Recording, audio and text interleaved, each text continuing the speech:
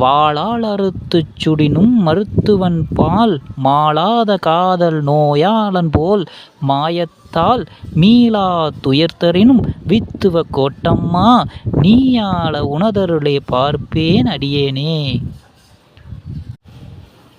10ஆம் வகுப்பு தமிழ் பெருமாள் திருமொழி குலசேகர ஆழ்வார் எழுதிய மனப்பாடப் பாடல். வாளால் அறுத்துச் சுடினும் மருத்துவன் பால் மாளாத காதல் நோயாளன் போல் மாயத்தால் மீளா துயர்தரினும் வித்துவ கோட்டம்மா நீயாள உனதருளே பார்ப்பேன் அடியேனே.